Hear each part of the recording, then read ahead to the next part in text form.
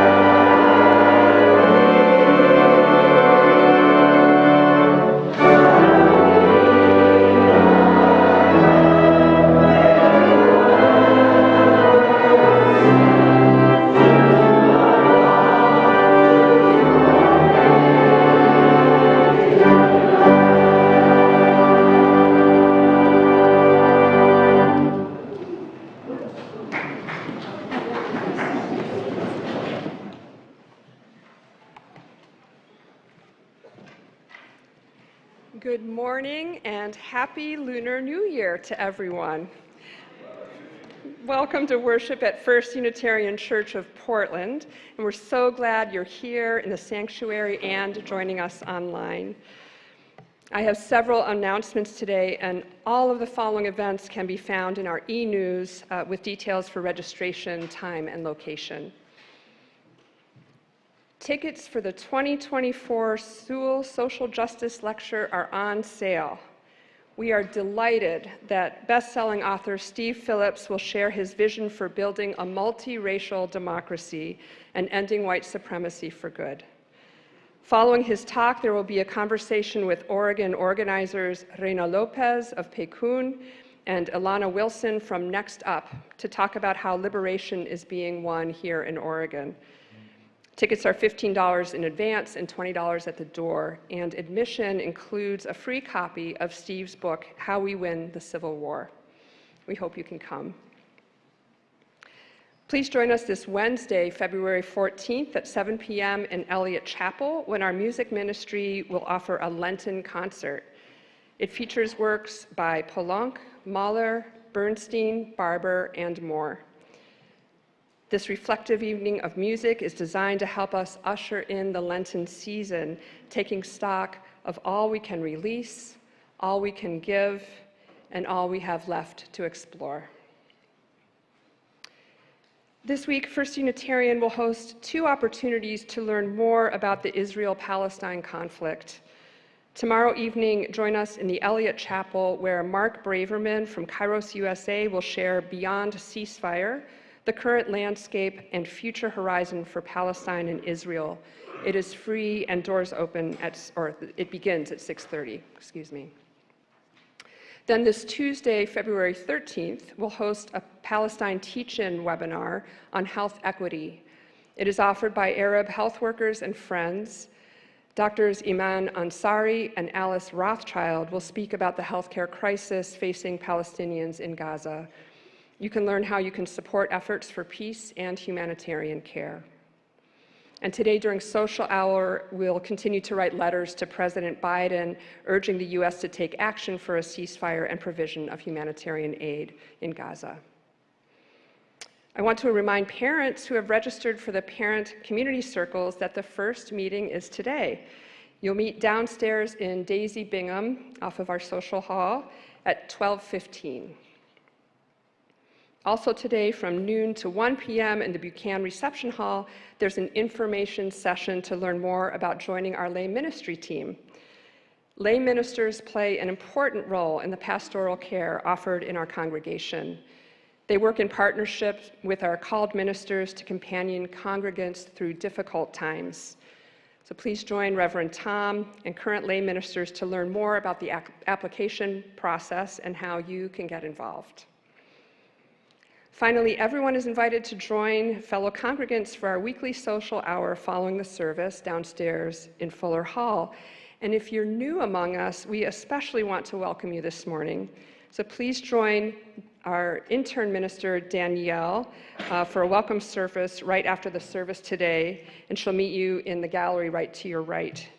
She looks forward to meeting you and answering your questions about First Unitarian. So now let's take some time to greet our neighbors, and if you're online, you can greet your friends on the chat.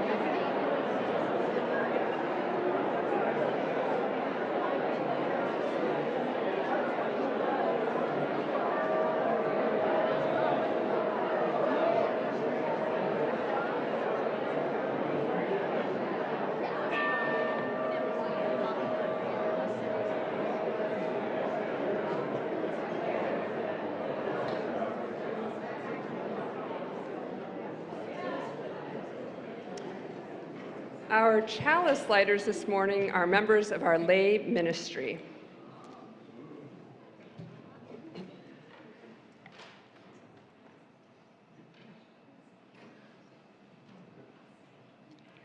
We are Unitarian Universalists. We light this chalice in faith, in hope, and in love.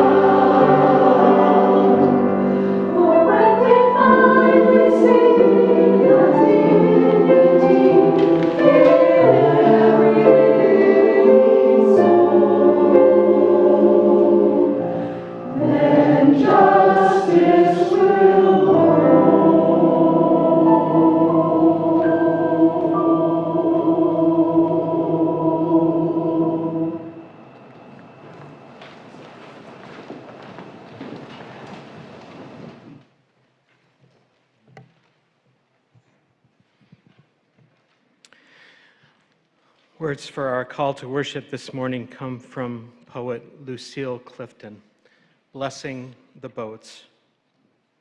May the tide that is entering, even now, the lip of our understanding, carry you out beyond the face of fear.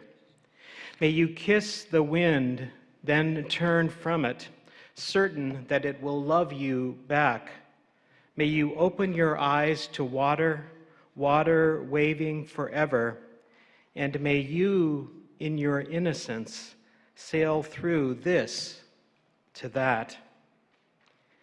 As we find ourselves going from here to there, from this to that, may we pause for a moment now and simply be where it is we are.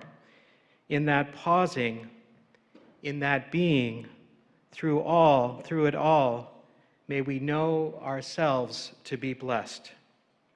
It's good to be worshiping now together. Let's join in singing When I Am Frightened.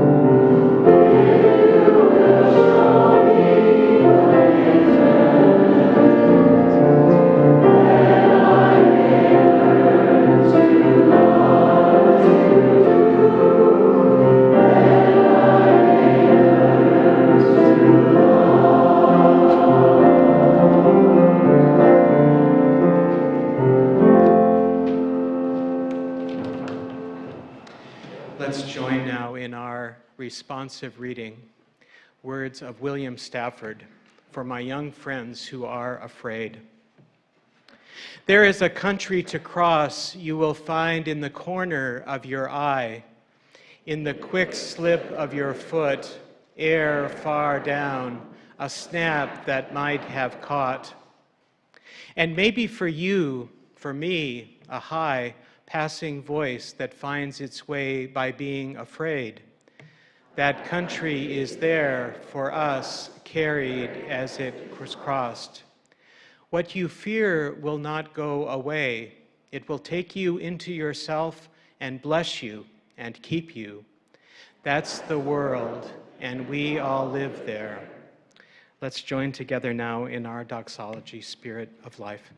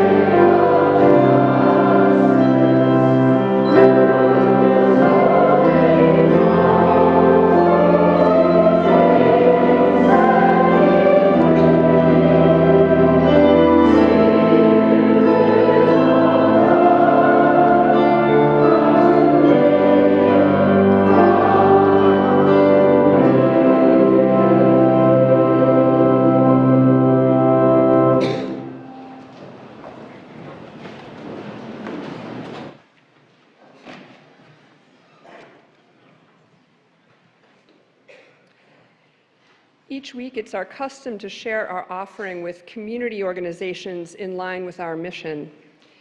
This year, we center organizations dedicated to uplifting the care and dignity of people experiencing homelessness. For February, we share our plate with Street Roots. Founded in 1999, Street Roots publishes a weekly social justice paper sold by people experiencing homelessness and poverty to earn an income. Each week, about 200 Street Roots vendors purchase copies of the newspaper for 25 cents and then sell them throughout Portland for $1, keeping the profits. Of the more than 800 Street Roots vendors, some become ambassadors who are paid to do additional work, including public health outreach, surveys, and trainings. Based on these work experiences, Street Roots links ambassadors with community partners for new jobs. And Street Roots also advocates for systemic change by drawing from the expertise of vendors and the investigations of the editorial department. If you'd like to share your offering online, you can use the QR code that will appear on the screen or that's found in the seat backs here in the sanctuary. And if your offering is by cash or check, ushers will be coming through with baskets for the collection. So thank you very much for your generosity that helps sustain the mission of this church and our community partners.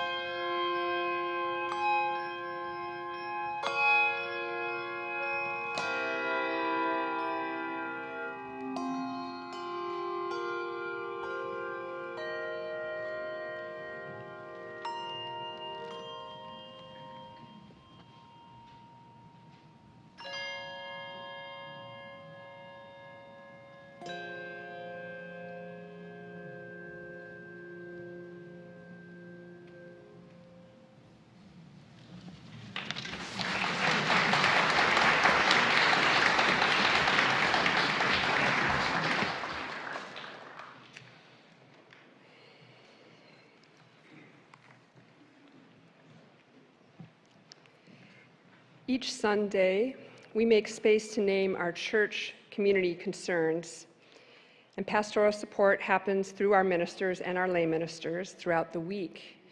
You can light a candle in one of our side galleries and write down your prayer intention, and you can also send an intention for prayer at firstunitarianportland.org. This morning I have 3 concerns to share. Member David Tilford died suddenly and unexpectedly last Wednesday, February 7th, at the age of 79. Dave and his wife Nancy joined the church in 1979, and in more recent years were connected to the church through the UU group at Holiday Park Plaza Retirement Community. David had just retired a year ago from a career as a pediatric hematologist-oncologist at Kaiser Permanente and Dornbecker Children's Hospital. A memorial is planned for David in the coming months. Member Jerome Fulton died on January 26th. Jerome and his wife Mary joined the church in 1981. We hold Mary and their family at this time of loss. Linda Klingon, a friend of our church, died on January 25th at the age of 76. Much of her professional life was dedicated to the cause of legal aid in Oregon. And here at the church, Linda was part of our alliance. We hold her family and loved ones with care at this time.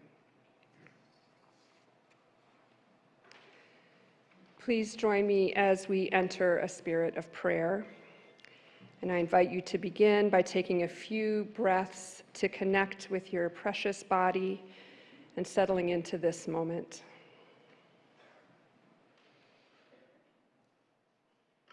And as we breathe, let us notice that our own bodies are part of this larger body of our faith community.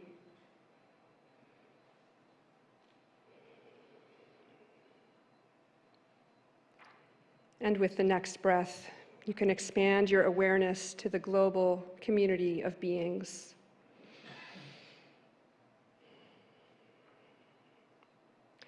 Spirit of life and love, what a gift it is to have another day together. Be with us as we tenderly hold our siblings who are immersed in sorrow, moving through the emotions of loss. May we offer one another compassion and witness to their sadness.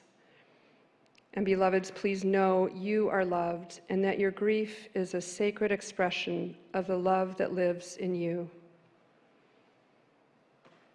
Spirit of renewal, as the lunar new year begins, may we join our hearts with siblings around the globe as they pause to celebrate a new beginning, marked by our moons cycling around the earth as we also orbit our precious home star. Here in the Pacific Northwest already, there are signs of spring as the daffodils, crocuses, and tulips begin to push their green leaves through the muddy soil. Spirit, help us remember to pause, to take in emerging new life, to breathe with gratitude for the miracles of being and of interconnection. Spirit of justice, may we draw strength from signs of renewal, helping us to stay present to the hurt inflicted through systems of oppression. May we build and deepen our connections to one another by listening, by learning, and by courageous solidarity when we are all called to witness or act for justice. Remind us that true justice requires us to hold the humanity of all people as sacred, to listen to those most impacted, and to interrupt acts of violence and hatred. Without justice, there can be no peace. And so, Spirit of peace, may we remember that peace begins with each one of us. May we continue to breathe together with love and presence, with patience and with strength. May it be so. Amen. So let's take a few moments of stillness and meditation.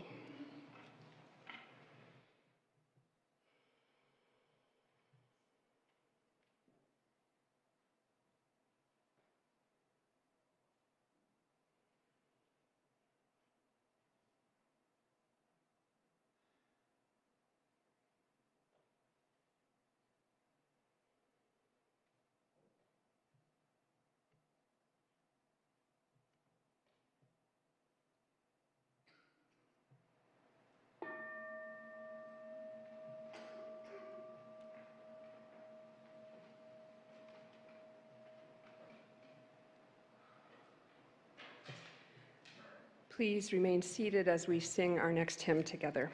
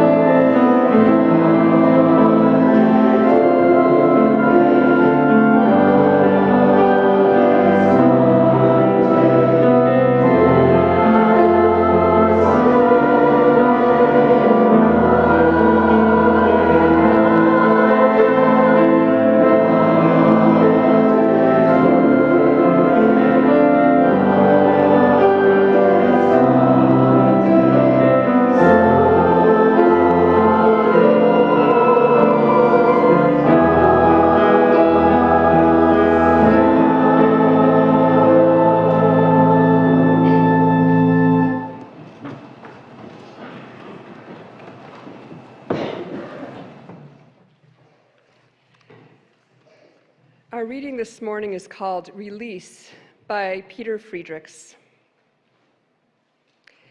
I wish I were like the trees who let their leaves go gracefully without regret, or the tumbling stream that flushes silt to the sea, exchanging murkiness for blessed clarity, or the dandelion who bows its head to the subtle breeze, unleashing its future without fear or loss.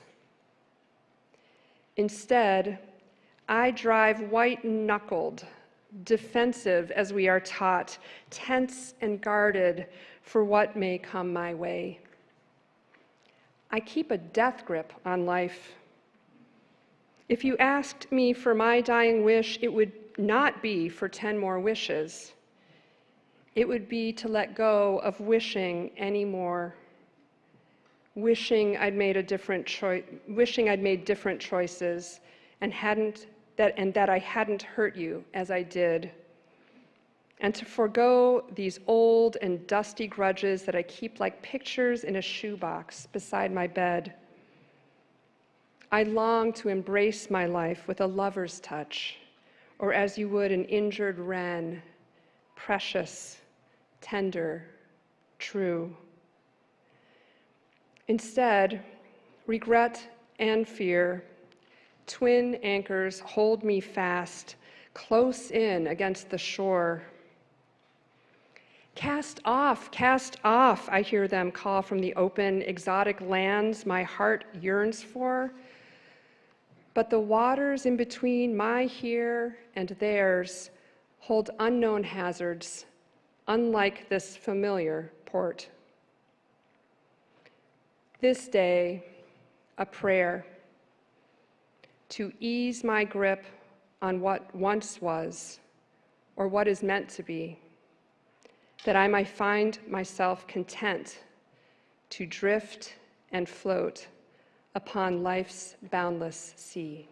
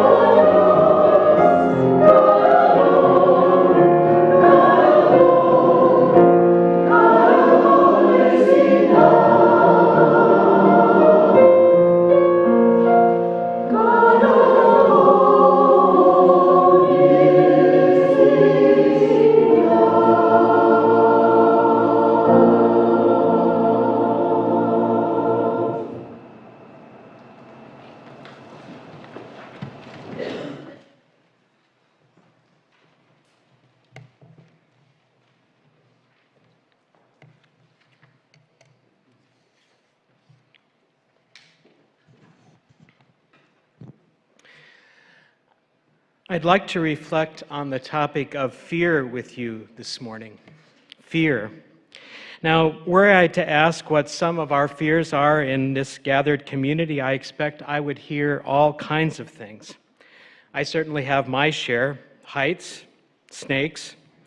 This being Super Bowl Sunday, let me say that I've never taken a particular pleasure in watching the sport of football. And I think that somewhere in there is a fear. I have to say that the thought of getting tackled playing football, that makes me afraid. I have to confess that just watching football has never been all that exciting to me, but I hope that doesn't call into question my status as a male-identified person in this culture we're in. No, fears take many forms, but as I get older, I think I'd name those fears that are more existential in nature. Fears about the planet and the state of things that we're leaving to our children, fears about the divisions in our country and our world, and how it is we're ever going to find our way through these difficult things. I expect some of those fears, if we were to name them, would be shared if I were to ask. Fears about what the future may hold. But there may be some that are more immediate too. There's that fear of whether my family will have enough to eat. There's the fear that as I get older, am I going to use more and more of the ability to do some of the things that I love? There's the fear that I may not be able to reconcile with someone I care about very much. And I expect some may even name that existential fear that has been called the most primal fear of all, the awareness that we are going to die someday and that we're all going to lose something that we're very attached to. Yes, fear is a part of life, and it's not necessarily a bad thing. It's part of how we have evolved as creatures. It lets us know when we are in danger. It's a part of the natural fight or flight response to events that surround us and cause us stress. And it is our response to our world and what it is happening in our world. Fear, first of all, asks us to pay attention.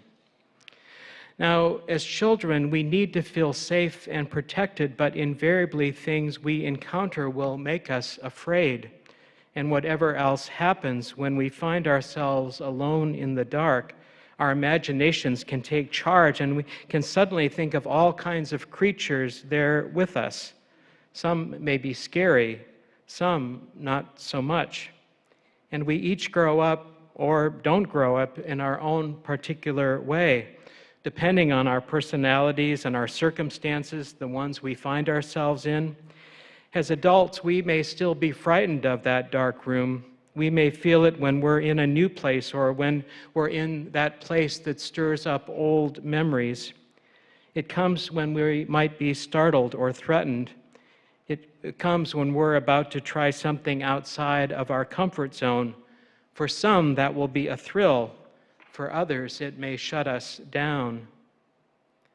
And right now, it seems like fear animates so much of our world. Seems as if we should be afraid of just about anything and just about everyone else. We get the message that there are so many things that we should be afraid of. Immigrants, liberals, or conservatives, the mentally ill, the houseless, trans people, just to name a few. The world is portrayed as such a scary place, and these fears can play on our vulnerabilities. It can feel like sensory overload sometimes, at least it does for me. There's so much that we need to watch out for, but that is not necessarily what it is we should be fearing. In his book, The Culture of Fear, Why Americans Are Afraid of the Wrong Things, Barry Glassner goes to some lengths to point out that some of the things we are told we should fear the most really are not at all the most important things we should be afraid of. But in the midst of the hype around us, it can sometimes be difficult what those things are and what they are not. Sometimes I think fear simply ends up separating us from others. Those are the fears we may not even necessarily be conscious of. Those are the fears that lead us to seeing others as a threat, as simply the other. It may be someone of a different race or class or ethnic group, someone of a different gender or sexual orientation. We may find ourselves doing things that we're not even right away conscious of, like crossing the street or feeling for our wallet when we feel uncomfortable. Fears can all too often cause us to put up walls and therefore to cut ourselves off from the world. And the taller those walls become, the more difficult it is to find our way past those walls. Robert Frost once said, "There's nothing I'm afraid of like scared people." Yes, I think when we come to see the world as a place that is filled with fear, it changes us and how we see people and things around us. How is it that that fear can keep us from living as fully as we might? How is it that we pull ourselves back from life when we come from a place of fear? I think that we can keep ourselves from the fullness of life in all kinds of ways. There are times when I look around and I see us out there in our vehicles, too often just one person in a vehicle, and it feels as if we're each in our little tank that protects us from the world, metaphorically and, well, sometimes it seems literally. And it feels like that is how it is in our culture. We get isolated from others in all kinds of ways. We get into our own little bubbles. And fear, I think, plays an important role in that. We fear that we are going to lose what we have. We fear that we are somehow in danger from this person that we come to see as the other. And we come to see relationships with others as taking a risk. And indeed, it is a risk. And indeed, risk is not necessarily bad. It's a part of living. When life becomes an inordinately scary place, all of us, I think, lose something in the process. Of course, it was Franklin Roosevelt who famously said that we have nothing to fear but fear itself. And indeed, maybe the first thing we need to do with fear that stir in us is simply to pay attention to it. What might it be telling us? What is real and what is not? And might that fear be pointing us in some direction that we need to be paying attention to? Might that sense of fear actually be an invitation? Frances Moore Lappé wrote the landmark book some years ago called Diet for a Small Planet. She tells the story of how she learned to confront her own fears in the midst of some very difficult personal circumstances. In a brief period, her longtime marriage ended. Economic circumstances forced a move from a small town in Vermont to a big city where she didn't know anybody. And then, in what she called a worst-case crescendo, she was diagnosed with a life-threatening disease. She said the experience of feeling so alone brought her to a new threshold of understanding, fright, not only in her own life, but in the cultural messages we receive. Her words now, "The root of so much fear is fear of rejection and banishment, to be expelled from the tribe," she explained, referring to how evolution has produced the nervous system that is still stimulated by fear. Acknowledging fear is allowing our own sense of inadequacy to be perceived by others, and we so desperately need each other's approval. But Lappé says that while such experiences can leave us feeling unworthy and isolated, they can also open us up in ways that we may not have otherwise found ourselves opened. Indeed, she writes, moments of fear can themselves become invitations to growth. Instead of harbingers of dread and passivity, she came to see them as cues for action. Fear doesn't necessarily mean stop, she said. It can mean go. Those uncomfortable sensations are telling you that you are in entirely new territory. Once you're really able to walk in your fear, you start reaching out to people who will encourage and embrace some truer you. You start to realize that I'm going to draw people to me who will honor me rather than dismiss me, she writes. Walking in fear, paying attention to what fear may be telling us, to ask the question whether it may be drawing us away from others or how it might actually be drawing us closer. When we set out on any journey in life, be it a relationship or parenthood or starting school or a job or going through some kind of loss, some new challenge, maybe retirement, maybe facing an illness, we find ourselves in the unknown, and we can't exactly know what's going to happen. One writer has described the spiritual journey as setting out on a small boat and sailing into the ocean. We may be inspired for the journey, but at some point we are likely to experience fear. We're eventually going to get to the edge of some horizon, and we may not know whether we're going to fall off the edge or not.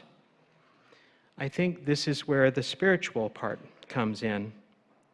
We're asked to open ourselves to our potential to grow, to create, to love, and to be loved. Learning to trust and to be receptive calls us to move to that edge where we are beyond what may be comfortable.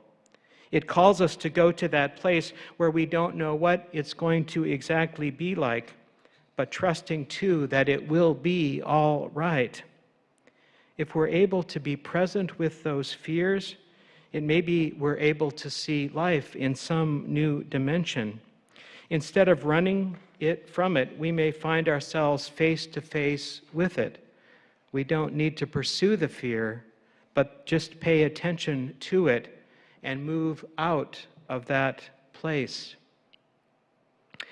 The Buddhist Pema Chodron says that fear is the natural reaction to moving closer to our truth. That as we strip away our denial and our constructions of reality, we come to a place, hopefully, of deeper understanding. The fear helps us open ourselves to the truth we know, but may have been afraid to acknowledge. If we're able to first live in that present moment and let go of the expectations we have of the past or of the future, but just try to be in the moment here and now, hopefully it will be enough. Recently, the actor Jeremy Renner was interviewed by James Corden on his new podcast, This Life of Mine. In the interview, Renner talks about an accident on New Year's Day in 2023 that almost took his life. The interview began by Corden asking Renner to name one of his most important possessions, and Renner answers, titanium. Corden is a little surprised, and Renner says, well, it's now 15 to 20% of his body, so that substance is a very important thing for him. So it was on New Year's Day, just over a year ago, and Renner was in Lake Tahoe with his family. It had snowed 8 to 10 feet over several days, and Renner and his family were stuck. As things started to let up, Renner was helping his nephew try to get the nephew's pickup truck out of the snow. Renner was working with his own snowplow, working to free the truck. At some point, Renner got out of the plow to check on his nephew, but the 7-ton plow simply kept moving forward, and all of a sudden, Renner could see the plow was heading towards his nephew. Renner was trying desperately to stop the plow, and in the process, he got pulled underneath the plow. Renner broke 30 bones from his shin to his eye socket. One of his ribs pierced his liver, another pierced a lung. Renner says he wasn't at all sure if he would make it, but he was clear in that moment that if he was going to survive, he first of all needed to stay awake. So he kept forcing himself to breathe. He says he knew that if he was going to survive, he needed to breathe. Even as he heard his own bones cracking, he kept trying to breathe. Talking about this a year later, he talked about how in the midst of all this, a kind of peace came over him.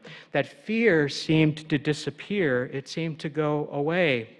That in that moment, as time stood still, he found that he was actually not afraid of what would happen, even if he was going to die. How his memory of that moment was just a very clear awareness that whatever happened, he would be all right. Renner, of course, did survive to tell that story. He was in intensive care for several weeks, and his recovery took months and months. But looking back on that time, he said that time then seemed to stand still, and that fear too seemed to stand still. how the love and care he received from his family helped him make it through, how now he says he is joyous and thankful simply to be alive. The Gospel of John says, "There is no fear in love, but perfect love casts out fear." Perfect love casts out fear. Love, that awareness of how we are connected with all of life, is indeed, I think, an antidote to fear. Each time we push against our own growing edge and we learn a little bit more about who we are and what it is we are afraid of, and hopefully, as we push against that edge, we come to have a sense of ourselves as related to something much larger. In each of our lives, we have those times when we are asked to move forward and those times when we are asked to move backward. There may be lots of small steps, maybe a handful of big ones, but each day, hopefully, we learn something more. Through it all, we're asked to pay attention. And in these times, we're asked to do all of that amidst the cacophony that sends us so many messages of what we shouldn't be doing versus what we should be doing. This coming week, we will move into the season of Lent in the Christian tradition. Lent is a time for preparing for the story of Good Friday and Easter. It's a time of listening and a time of discerning. It's a time of making space to help us know where we are and where it is we hope to be. It's a time when we are asked to pay attention. Words again from William Stafford. "There is a country to cross you will find in the corner of your eye, and maybe for you, for me, a high passing voice that finds its way by being afraid. That country is there for us, carried as it is crossed. What you fear will not go away. It will take you into yourself and bless you and keep you. That's the world, and we all live there." In our lives, may we come to live ever more fully in that world, that place where we might call home. May it be a place where we can be fully ourselves, that place where fear is just a natural part of life, a place that might even stir creativity, a place, too, where our imaginations might be allowed to take us to places we have never been, a place that allows us to go to places we've never been before. May it take us there ever more fully, ever more deeply into life. And in that place, may we find ourselves held in love, no matter what our fears may be. So be it for us this day. Amen. Let's sing together now our closing hymn.